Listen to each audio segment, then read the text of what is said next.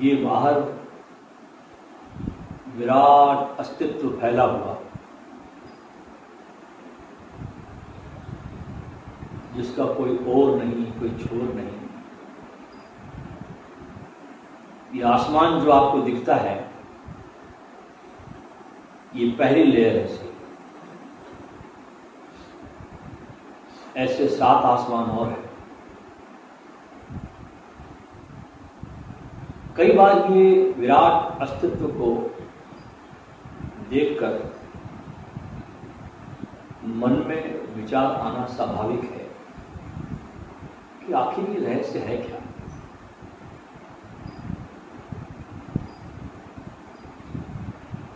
तो जब शास्त्रों को पढ़ते हैं, संतों को पढ़ते हैं, उनको सुनते हैं,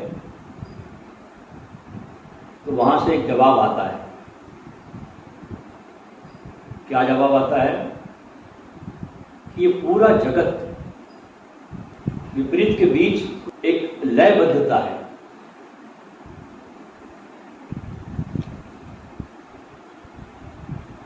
दिन है, बिना रात के नहीं हो सकता, विपरीत की लयबद्धता। जीवन बिना मृत्यु के नहीं, हो ही नहीं सकता जीवन बिना मृत्यु के। पुरुष बिना स्त्री के नहीं हो सकता, उष्णता बिना शीतलता के नहीं हो सकती,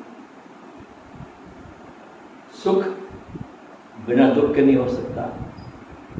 तो इस पूरे जगत में, इस पूरे ब्रह्मांड में यहां विपरीत में एक लयबद्धता है, और विपरीत से ही जगत का निर्माण हुआ है। सब चीजें अपने विपरीत पर ठहरी हुई है। अब देखिए, संगीत में भी स्वर भी है और शून्य भी है, दोनों का मेल है। अब जैसे मैं तुमसे बोल रहा हूं, लेकिन अगर मैं शब्द ही शब्द बोलूं तो तुम कुछ भी समझ नहीं पाओगे। हर 2 शब्दों के बीच में थोड़ा मौन भी चाहिए। बोलने में भी शब्द और मौन दोनों विपरीतताओं का संयोग है। बीच बीच में शून्य है, फिर शब्द है, फिर शून्य है, फिर शब्द है, फिर शून्य है। कोई वीणा बजाता है, स्वर है, फिर शून्य है। अगर तारों को बजाता ही रहे और बीच में कोई गैप न दे, जरा गुंजाइश न दे, संगीत पैदा नहीं होगा। संगीत पैदा ही होता है स्वर और शून्य के मेल से। ऐसा ही है परमात्मा और जगत। इन दोनों का मेल ही एक सुंदरतम लय पैदा कर रहा है। परमात्मा बीज है, और ये जो पूरा ब्रह्मांड, जो जगत देखते हैं, ये वृक्ष है। हर बीज वृक्ष बन जाता है, और हर बीज अंततः, हर वृक्ष अंततः फिर बीज बन जाता है। परमात्मा है अनअभिव्यक्त, प्रकट नहीं होता, और जगत है उसी का व्यक्त रूप। परमात्मा एक ऐसा गीत है जो अनगाया है, और जगत है गाया हुआ गीत। जगत है परमात्मा का स्वर, और परमात्मा है शून्य। जगत है दृश्य, परमात्मा है अदृश्य। जगत है श्रम, तो परमात्मा है विश्राम।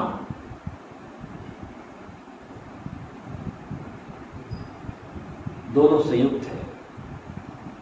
ये दोनों पंख अस्तित्व के हैं,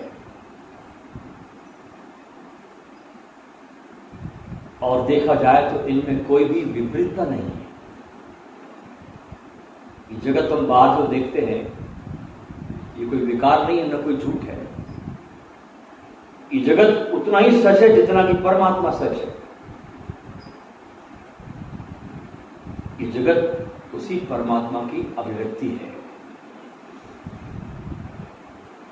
फिर भ्रांति कहाँ हो रही है? इतना जान लिया, सुन लिया, फिर भ्रांति कहाँ हो रही है? गलती कहाँ हो रही है? भ्रांति इस बात से हो रही है कि हम जगत को ही देखते हैं और परमात्मा को भूल जाते हैं। ध्यान सिर्फ जगत पे जाता है, अभिव्यक्ति पे जाता है, स्वरों पे जाता है, शून्य पे नहीं जाता। जैन सदगुरु जो जापान में पैदा हुए बुद्ध धर्म के इस मिलन से, क्योंकि बौद्ध धर्म जब भारत में था तो बना ध्यान, चीन में गया तो बना चांद, और जब जापान पहुंचा बौद्ध धर्म तो बन गया जैन। जैन भिक्षु जो वहां उनकी मॉनेस्ट्रीज है वहां जापान में, वे कहते हैं सदगुरु को सुनना हो तो बीच के मौन को पकड़ो, शब्दों को नहीं। सदगुरु जब शब्द बोलता है और उसके साथ साथ जो मौन का अंतराल भी साथ साथ चलता है, जिस शिष्य का ध्यान उस मौन के अंतराल पर होता है वो सदगुरु की बातों को तुरंत पकड़ लेता है। क्योंकि असली बात तो शून्य पैदा करने की है। संगीतकार भी करता क्या है? श्रेष्ठतम संगीतकार वो होते हैं जो संगीत के माध्यम से ज्यादा मौन को प्रकट कर सके, ज्यादा से ज्यादा शून्य को बाहर ला सके। इसलिए हम देखते हैं कभी कभी कोई संगीत होता है तो श्रेष्ठतम संगीतकार क्या करते हैं कि संगीत को बहुत पीक पर ले जाते हैं, अचानक स्टॉप कर देते हैं और कुछ सेकंड का स्टॉप हमको एक समाधि की झलक दे जाता है और फिर संगीत शुरू करते हैं। जो संगीत हमको मौन में न ले जा सके वो दो कौड़ी का फालतू का संगीत, बकवास। लेकिन जो संगीत हमारे मौन को गहराता हो, हमारे शून्य को उभारता हो, वो उच्च कोटि का संगीत है। तो भ्रांति इस बात पे होती है कि हम जगत को तो देखते हैं लेकिन परमात्मा को भूल जाते हैं, हम एक ही तरफा देखते हैं। इसलिए हमारे स्मरण में भ्रांति है, कोई विकार हम में नहीं है, सिर्फ विस्मरण है, हम भूल गए। हमने एक चीज को इतना जोर से देखा है बचपन से कि हम दूसरे को, इसके विपरीत कोई है उसको भूल गए। हमने सारी आंखें अपनी एकाग्र कर दी इस जगत पर, बाहर की दुनिया पर। उसके पीछे कारण भी है।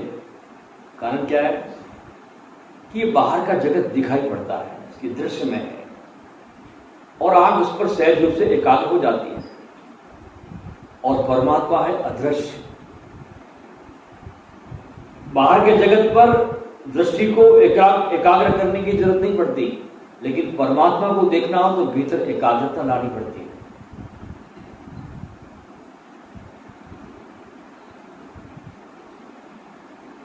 एकाग्रता ही नहीं, अनेकाग्र करनी होती है। सब तरफ से ध्यान हटाकर उस तरफ लाना होता है। जगत को देखना हो तो आंख खोलने से काम हो जाता है और परमात्मा को देखना हो तो आंखें बंद करनी होती है। खुली आंखों से देखा गया परमात्मा जगत है और बंद आंखों से जब देखते हैं तो वही परमात्मा दिखाई पड़ता है। बस इतना ही फर्क है। जगत जो है परमात्मा का बाहरी रूप है, प्रकट रूप है, और परमात्मा जो है इस जगत की जो बाहर दिखाई पड़ रहा है इसकी अंतरात्मा है। जैसे देह और आत्मा, हमारे पास शरीर भी है और भीतर हमारा तत्व बैठा है आत्मरूपी। जब तक वो है तब तक मैं देखता हूं, बोलता हूं, हाथ हिलाता हूं, पैर हिलाता हूं, भोजन करता हूं, लोगों से बात करता हूं। जिस दिन वो तत्व चला जाता है ये शरीर पड़ा रह जाता है, उसके कारण ये शरीर है। इसी प्रकार परमात्मा के कारण ये जगत है।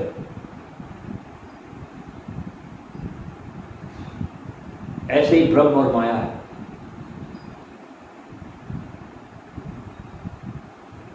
इसलिए एक दूसरे के विपरीत दिखाई पड़ते हैं, श्रम है, विश्राम है, बसंत है, पतझड़ है, जीवन है, मृत्यु है। लेकिन बहुत गहरे खोजने पर पता चलता है कि ये विपरीत नहीं है, ये एक दूसरे की परिपूरक है, कॉम्प्लीमेंट्री है। अब तो विज्ञान भी इसके समर्थन में अब खड़ा हो गया है। जो हमारे भारत के ऋषियों ने, योगियों ने जो सदियों पहले खोजा, अब विज्ञान इसके समर्थन में खड़ा हो गया।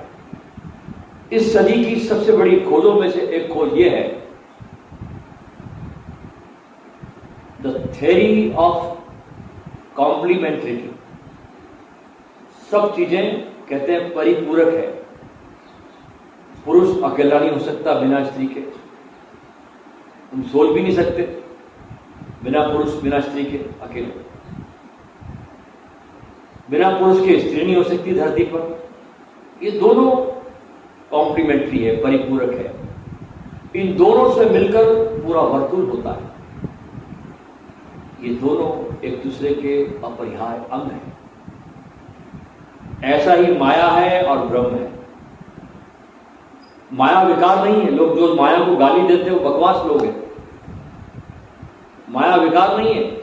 माया ब्रह्म की संगिनी है, शिव और शक्ति है, राधा और कृष्ण है, सीता और राम है। ऐसी माया है ब्रह्म और माया। वह परम रूप है। ये जगत ब्रह्म और माया का युगल है, पूरा जगत। और इस युगल के बीच हमको विपरीतता दिखाई पड़ती है, वस्तुतः है नहीं। वस्तुतः तो परिपूरकता है, विपरीतता नहीं है। बात को समझो, विपरीतता नहीं है, परिपूरकता है। एक दूसरे को पूरा कर रहे हैं मिलकर के। इसी प्रकार भक्ति और संसार विपरीत नहीं है। इसलिए भक्त कोई भी संसार को छोड़कर नहीं भागता। भक्त भगोड़ा नहीं है। भक्त पूरी तरह से संसार को अंगीकार करता है। भक्त संसार में ही रहता है और संसार में इस ढंग से जीता है कि संसार को भी जी लेता है और परमात्मा को भी अपने जीवन में उतारकर उसके साथ नाच लेता है, उसके साथ हंस लेता है, उसके साथ गा लेता है, उसके साथ जी लेता है।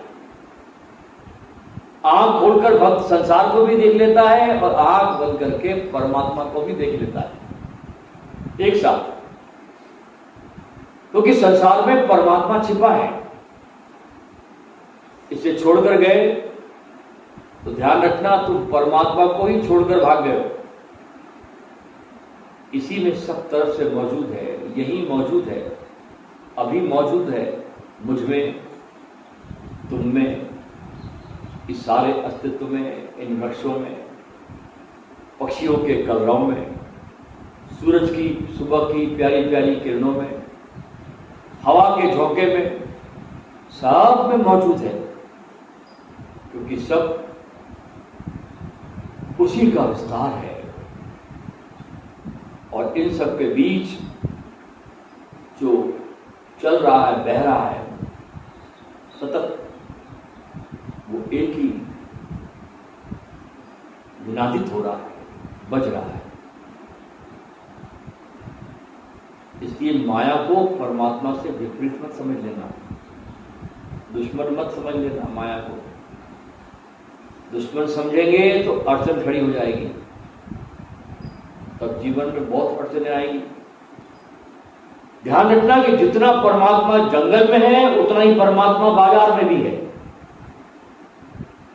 और जितना परमात्मा महात्माओं में है उतना ही परमात्मा तुम्हारी पत्नी में भी है, पति में भी है। जितना राम और कृष्ण में है उतना ही हमारे संतानों में भी है, बेटे में भी है, बेटियों में भी है, मित्र में भी है, शत्रु में भी है। इस दृष्टि को उपलब्ध होना है, जो बता रहा हूं मैं आपको। ये दृष्टि आनी चाहिए कि सब में उसको देखना है, अपने में भी देखना है और सब में उसको देखना है। और ऐसी दृष्टि जब हो जाती है तुम्हारी, तो तुम्हारा पूरा जीवन भजन हो जाता है। भक्ति सूत्र के सार सूत्रों का एक ही सार है कि जीवन भजन होता है। जीवन और भजन दोनों में विरोध न रह जाए, दोनों एक दूसरे के परिपूरक हो जाए, जैसे कि ये सारा अस्तित्व परिपूरक है।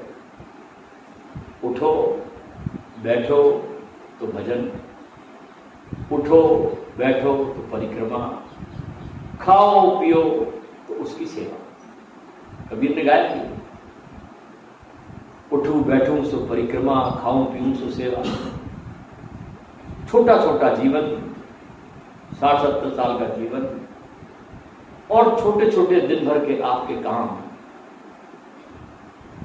आपके कृत्य, उन कृत्यों में परमात्मा की महिमा को लाइए। आपके सारे कृत्य परमात्मा की महिमा से भर जाए।